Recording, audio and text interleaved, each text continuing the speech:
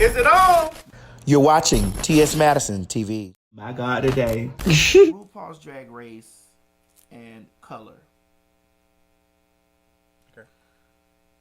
Have you experienced the things that a lot of the girls talk about openly, being African American girls, like they say that they don't they're not booked as much, or they're not used as much, and there's a lot of things. It's a lot of stuff the black girls say. Yeah, but they still working. All the girls that I ain't been to no Life Ball. I haven't been on half the TV shows that they've been on. I was next to be on AJ and the Queen. I see black girls and all that. I mean, I'm not understanding where y'all not working. Y'all, there's black girls on the tours. There's black girls on the Vegas show. There's black girls on Drag Race. I mean, it's either y'all want a whole show just all black, or you gonna be good enough to get in. This is still a television show. What a lot of girls, first of all, even with auditioning, what people fail to realize is that you have to be interesting to be on television. If not interesting, have a story. You can't just go on there thinking that you're fab. Oh, my name is so-and-so. This is my closet. This is how I perform. That's it. No, you don't want to be intimate and open about who you are. I came out and told them people that I was HIV positive because I was open and fine with that. I was content with that. So was that your first time giving that information out publicly? Yeah. Well, no, because when I found out, I had a boyfriend at the time. So in that arena, yes. But I had all intents on doing it on the show because I just felt like I needed to do it. There was not a lot of representation out there of black men of color who were openly positive and successful and happy. So other than Magic Johnson, but he wasn't black and gay and a drag queen. Like, you got all these strikes against myself. So yeah, it just was necessary for me to say that. And thank God I did, because so many amazing things have and I forgot to talk, like I did the 24 city tour in Canada last year of October by myself, one Ru girl, in every single city. The people came out to see me. 24 cities. 24 cities in Canada. 30 days. 24 cities. Went to the smallest cities you could think of, all the way up to Little Rock, Yellow Rock, which is where you see the Northern Lights, like the few places in the world where you can see them, which is absolutely beautiful. Yeah, like I'm making a shake. Making a shake. So basically, you're happy that you've done RuPaul's Drag Race, and it has grown your life. Yeah. I want more. I want to be on the strip too. I want to do the Vegas show. How much they getting paid? I don't know, but the Vegas show is amazing. We just was there. Oh, was it? See, I want to go and see it. I want to be up there too. Any opportunities that's involving Drag Race, if they will allow me to be a part of it, I would love to be a part of it. There's not a lot of invitations though. I'll say that. I'm not getting emails saying, "Hey, we're doing this." Some stuff, but it's kind of slowed down throughout the years. Like, I ain't even get no email to be a DragCon LA this year. Like, it's like you fade out a little bit, which is kind of scary, because when you do this as a career, you think to yourself,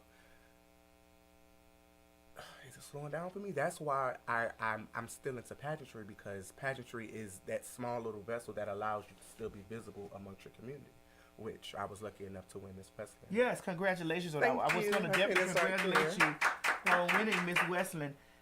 Because here was my question, Trinity, and I'm going to be so transparent and honest with you. And I'm not shading anybody that might think that I'm shading them watching.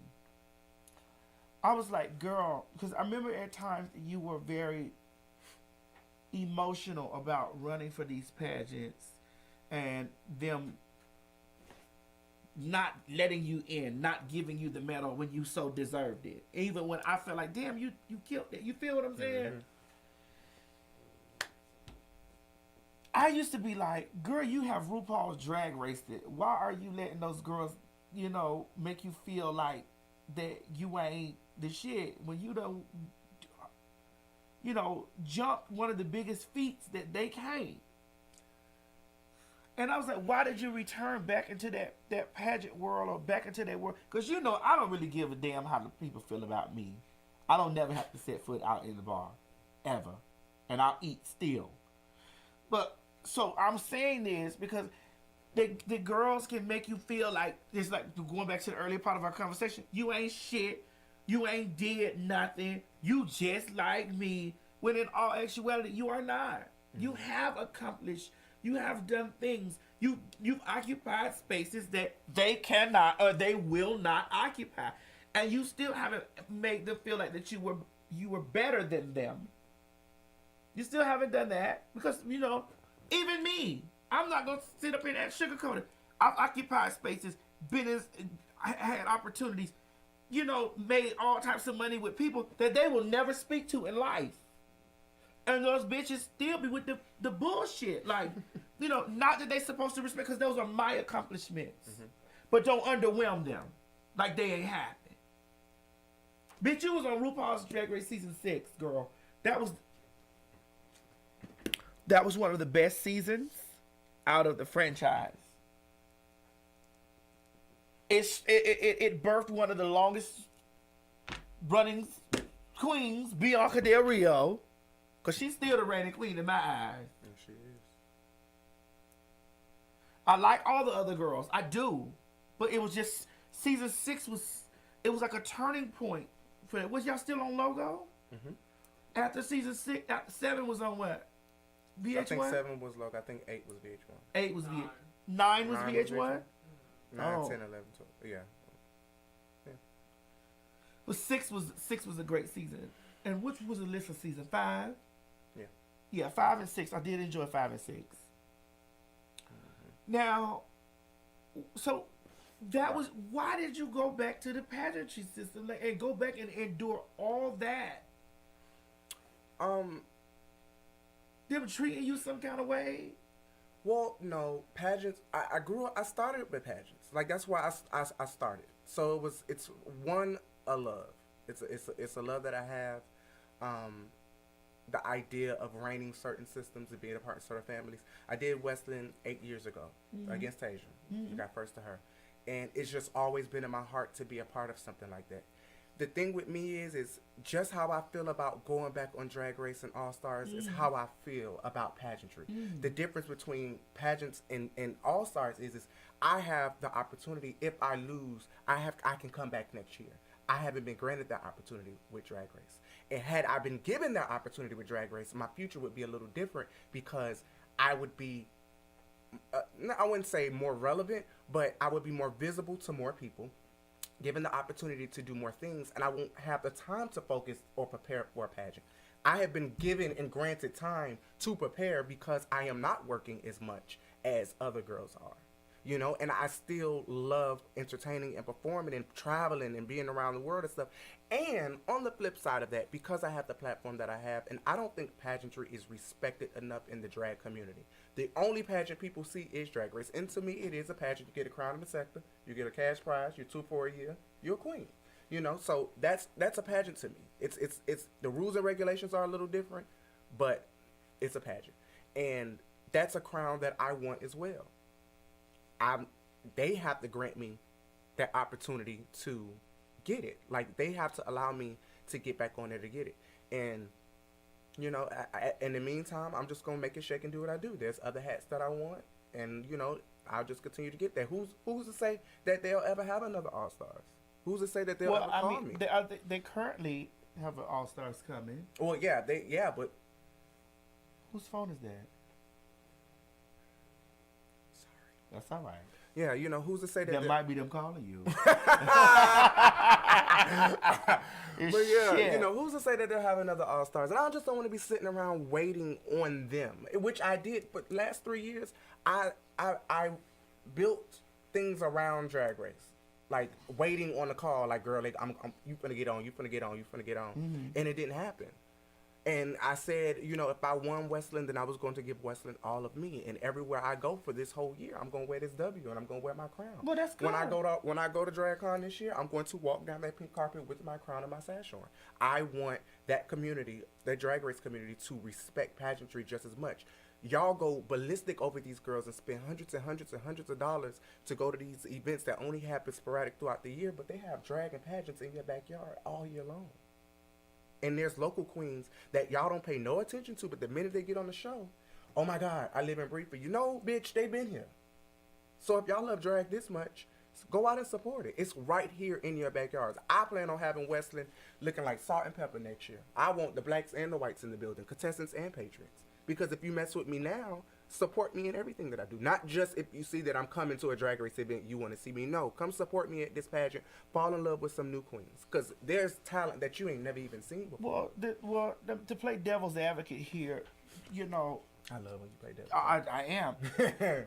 Drag Race is projected through a broader audience than just your back door, or backyard or back whatever it is place where drag queens work, or big clubs where drag queens. Let me not say, because I don't want to sound shady to any club like saying a back door. What I mean is, this is VH1. This is behind. This is in the neighborhood. Right. What do you think would be the cure for that? What do you think would be the cure for it? The queens. There's a lot of queens who have social media followings already. First of all, as you know, back in the day, before Drag Race, you had to do a show or a pageant or go out to be visible as an entertainer. You couldn't sit right here in no TV screen and do your makeup or do a drag show online and get tipped and paid off of Cash App and stuff. You couldn't do that. Mm-hmm. You know, and these girls want to be fab and fabulous, but and some of them in some cases are, right from the comfort of their own homes. But pageantry does something to you. It molds you. And there's so many girls that's always like, oh, I want to do what you do, baby. Do a competition. Do a competition. It's all the same. I don't know what that fear is, and people want to compete in competitions, but do a pageant. Because with Drag Race, see, any pageant you walk into, you can pay your entry fee. You can walk through all the categories, and you are subject to place or win. When you audition for Drag Race, they have to pick you. That's the upper hand you have. It's so many girls just sitting around waiting for Drag Race to be famous when, no, you need to get the ball running on your career now. You have control over this now, because every year you are sit there waiting on these people to call you, and they don't. So you think that they should step they drag pussy up? Yeah, because it's a lot of other visible drag out there. It may not get you the national television exposures you want, but there's a lot of drag out there. And I know personally girls who are putting themselves on platforms and they have not been on Drag Race. Look at the girls that they have featured in Ali and AJ. Ali. Why I keep saying Ali and AJ? AJ and the Queen. Mm-hmm. Chevelle Brooks and and Armani Davenport. All these pageant girls who are being featured on this show, you know, and they weren't on Drag Race. Like, you don't have to wait on this show to have the platform that you want. Like, you don't. I want to encourage that. Like, I want to see more faces out there. I want to see more queens going for things, you know, building their career up versus waiting on something to happen that may never happen. Mm-hmm. Because you can't give them the formula on that tape. There's a formula. You have to possess something. You have to have a story. You got to be vulnerable. You got to open yourself up. And in some cases, you got to be sickening, or other cases, you got to be a fool because somebody got to go home first. Right. So let's move a little bit. Let's push Drag Race. Hey guys, if you just enjoyed watching this video, don't forget to subscribe to my YouTube channel. Or if you're already here, click that bell up there, one of them, and subscribe so that you don't miss this or any other excellent content that I have for you. Don't meet me here, beat me here. Ciao.